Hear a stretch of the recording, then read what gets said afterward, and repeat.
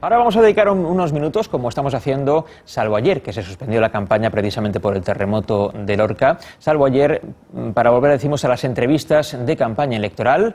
Estamos en campaña, llegamos hoy precisamente al Ecuador de esa campaña.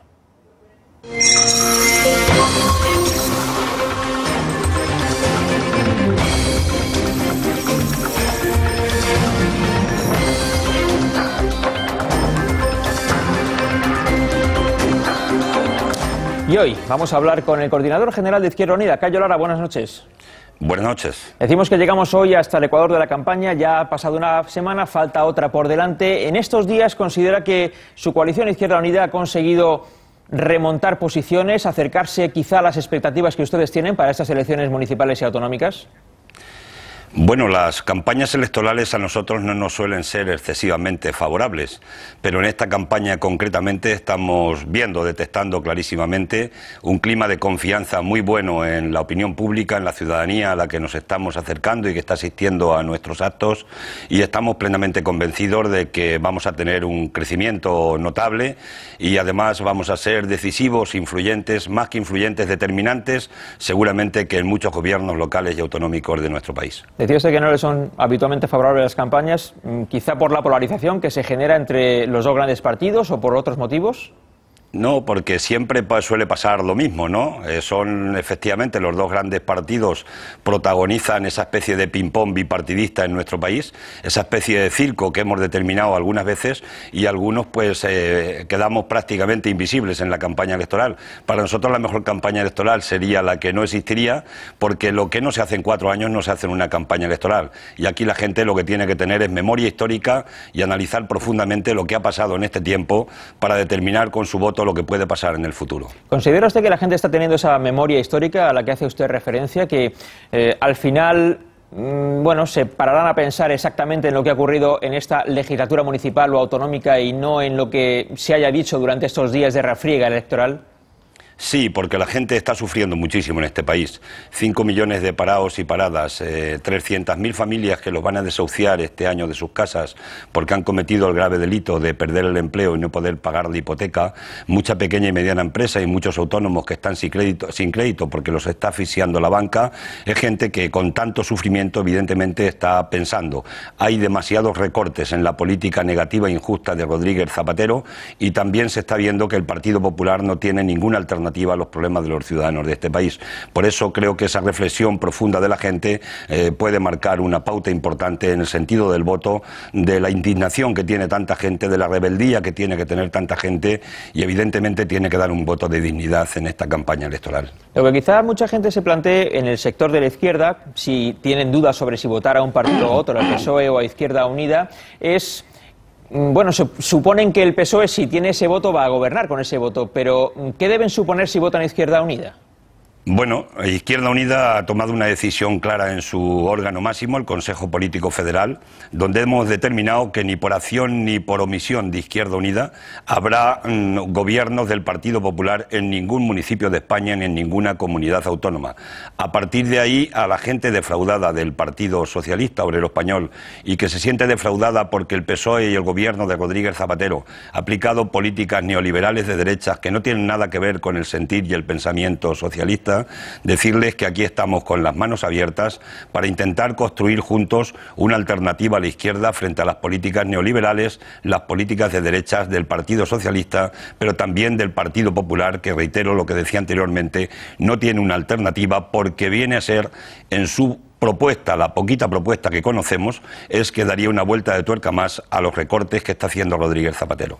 ¿Y considera usted que si después del día 22 de mayo en una comunidad o en un ayuntamiento determinado se dan las circunstancias, el número de votos suficientes, de escaños o de número de concejalías suficientes para llegar a un acuerdo entre PSOE e Izquierda Unida, los socialistas con los que ustedes negocien van a renunciar a aplicar las políticas del Partido Socialista en el ámbito nacional? Nosotros, si llegamos a algún tipo de acuerdo, tiene que ser sobre la base de nuestro programa, que es el compromiso que tenemos con los ciudadanos y ciudadanas. Y el compromiso tiene que ser empleo, empleo y empleo, defensa de lo público, defensa del Estado del bienestar, lucha contra la corrupción y participación ciudadana para que sean los ciudadanos los protagonistas de su historia y de esta democracia que nos tienen robada y secuestrada los grandes mercados, los poderes financieros y los especuladores, y con un gobierno servil que lo ha consentido. Por tanto, solo sobre esos ejes programáticos podrá haber algún tipo de acuerdo con Izquierda Unida. De cualquier otra forma no habrá acuerdos, porque nosotros no nos debemos nada más que a nuestros electores y al compromiso que estamos contrayendo con ellos en cada acto, en cada contacto, en cada conversación que mantenemos y en cada aparición que podamos hacer en cualquier medio público. De todas maneras, si ustedes finalmente no llegaran a un acuerdo en un lugar determinado con el Partido Socialista y eso supone que va a gobernar el Partido Popular, ¿eso no es romper el acuerdo al que ustedes mismos han llegado? No, nosotros hemos dicho que no gobernará el PP ni por activa ni por pasiva. Eso significa que ni por omisión ni por acción habrá ningún gobierno del Partido Popular en ninguna parte de los territorios de España. Ese es el límite, la raya roja que tienen los votos de nuestros cargos públicos cuando lo sean en los distintos ayuntamientos. Lo demás está todo abierto y está todo por ver. Por tanto, tranquilidad en la gente de izquierdas de este país, que no tengan ninguna duda que esta fuerza política es realmente la fuerza política que puede parar a la derecha y a las políticas de derecha que tenemos en España, las aplique quien las aplique. Usted habla de políticas de derechas también aplicadas, asegura, por el Gobierno de la Nación, por el Gobierno de José Luis Rodríguez Zapatero, que son, por otro lado, políticas que vienen, no sé si decir impuestas, pero al menos muy controladas por la Unión Europea. ¿Hay margen de maniobra para salirse de ese marco que ha establecido la Unión Europea? Hay todo el margen de maniobra. De lo que se trata es que la crisis la tienen que pagar aquellos que son los responsables de la misma. Los banqueros, los especuladores financieros y los famosos mercados. Nosotros somos de los mercadillos, no somos de los grandes mercados, porque son los que le están haciendo muchísimo daño a la gente.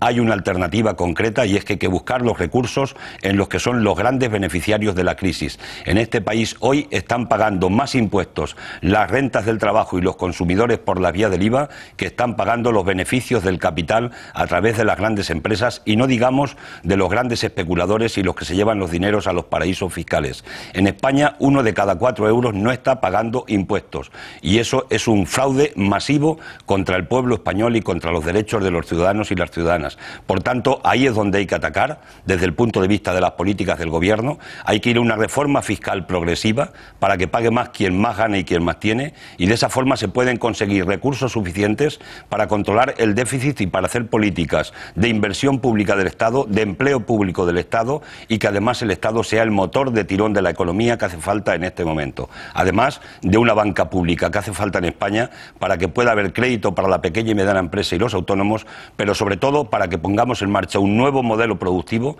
que no sea el modelo del pelotazo del ladrillo, sino que sea el modelo de la economía productiva a partir de la inversión en educación y en I+D+I en nuestro país. ¿Considera usted que si aumenta el gasto público y solo se suben los impuestos a las rentas más altas, se puede controlar realmente el déficit? Efectivamente, ahora mismo 1 de cada 4 euros no paga impuestos en España. Dicen los recaudadores de Hacienda que si todo el mundo pagáramos los impuestos que tenemos que pagar en nuestro país y se controlara las grandes fortunas y se hiciera esa revisión fiscal de la que estamos hablando, se podían ingresar en las arcas de la Hacienda Pública más de 75.000 millones de euros cada año. Con eso se puede continuar controlando el déficit y además, en lugar de hacer recortes contra los trabajadores y los pensionistas y los que no son responsables de la crisis, se podía abordar, reitero, políticas activas, porque en este momento, ¿qué está pasando? Zapatero se está equivocando en la política errática que persiste sobre la misma, porque además se está quitándole poder adquisitivo a la gente. Eso lo que hace es que incrementa la crisis en nuestro país y está incrementando el paro, como bien hemos visto en los últimos datos de la EPA, donde nos hemos acercado a los 5 millones de parados de nuestro país, y eso no hay economía que lo aguante. Antes de que empezara la campaña electoral, el Partido Socialista decía que al PP lo que le interesaba y lo que el PP estaba intentando era hacer una campaña electoral de ámbito nacional, como si fueran unas primarias de las generales, y que ellos, el PSOE, pretendían hacer una campaña autonómica y municipal. ¿Cuál es el interés en esta campaña para Izquierda Unida? ¿Le interesa más una campaña en clave nacional o en clave autonómica y municipal? No es un problema de interés, es un problema de realidad. Hay algunos alcaldes que ya he visto carteles y hemos conocido que han retirado prácticamente hasta la sigla del Partido Socialista por el daño que le está haciendo las políticas de Rodríguez Zapatero y las políticas de su gobierno.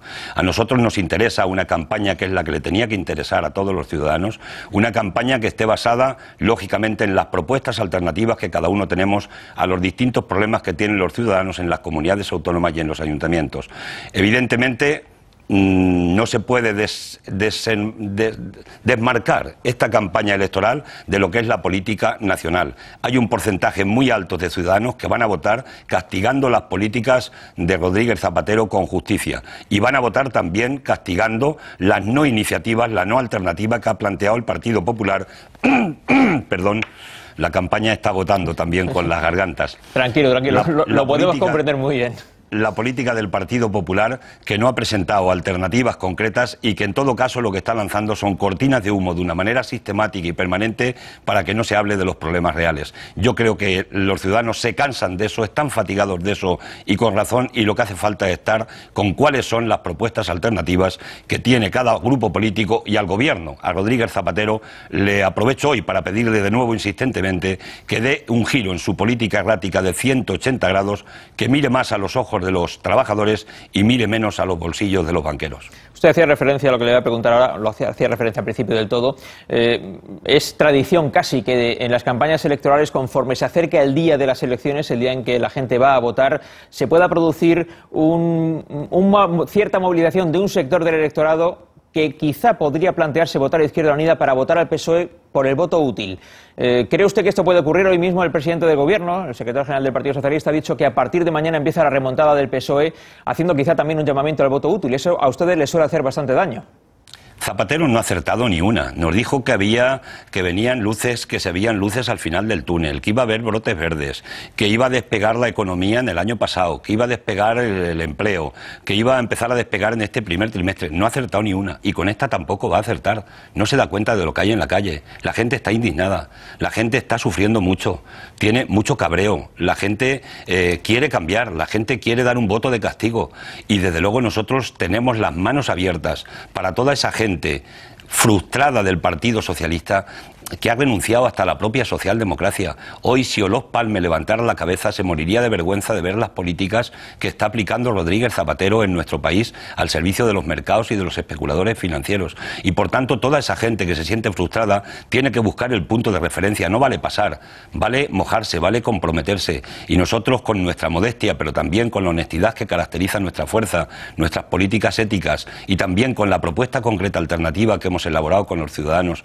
y con las ciudadanas, tenemos los brazos, las manos abiertas para que los votantes defraudados del Partido Socialista vengan aquí, a que juntos podamos iniciar un camino nuevo para frenar esta ola de ataque durísimo, como nunca hemos conocido en España, a la propia democracia, al estado de bienestar, a lo público, a lo de todos y lo de todas, y lo tenemos que parar juntos en la gente que somos de izquierda de este país.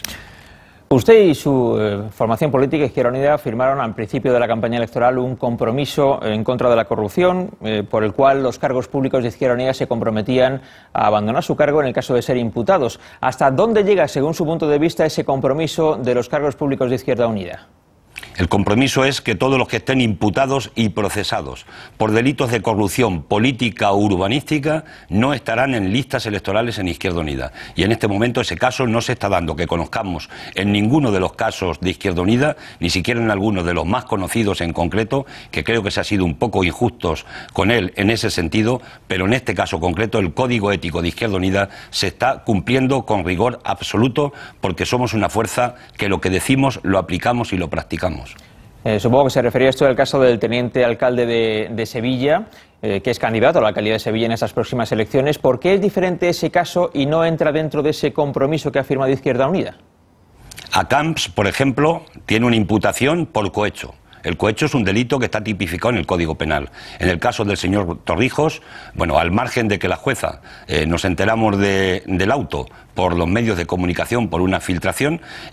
Bueno, tuvo que ir él con su abogado y su procurador a recogerlo y no está tipificado en ningún tipo de delito penal en el Código Penal lo que se le puede imputar a Torrijos y por supuesto cumple completamente con lo que es el Código Ético de Izquierda Unida y además en el tiempo se probará. Por tanto hay una diferencia sustancial entre los que están imputados por casos relativos a la corrupción y que eso lo condenamos de una manera directa y lo que es una imputación con un tema de una sociedad, de una denuncia que ha presentado un grupo de particulares, que no me extiendo en los detalles, pero que tenemos garantía absoluta de que, por supuesto, en este momento concreto, y confiamos plenamente que en el futuro no se cumple para nada o no se incumple, no se viola lo que tenemos acordado en nuestro Código Ético, el artículo 8 concretamente del Código Ético. Somos respetuosos con lo que aprobamos.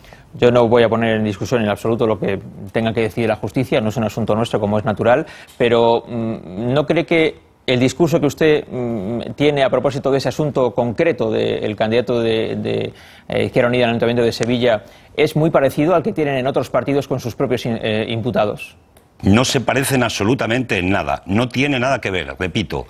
Los demás imputados que conocemos en este país están imputados por supuestos delitos tipificados en el Código Penal de nuestro país. En el caso de Torrijos, no. Es que no es un tema comparable, no tiene nada que ver. Y somos los primeros garantes en Izquierda Unida de que se cumpla con el Código Ético de nuestra organización. Pero reitero, creo que ha habido una desinformación desde el primer día en este caso, que muchísima gente con muy buena voluntad lo ha creído inicialmente y ha hecho una especie de juicio social donde ya condenaban de alguna manera a una persona que es inocente de todo porque no está imputado en ningún delito de supuesta corrupción. Es más, el auto que ha hecho esa juez imputa solamente a esta persona cuando el acuerdo en cuestión lo han adoptado 23 miembros en un Consejo de Administración donde está el PSOE, el PA, el PP e Izquierda Unida y no ha imputado a nadie más por este supuesto delito, reitero, que no tiene nada que ver con casos relacionados con la corrupción.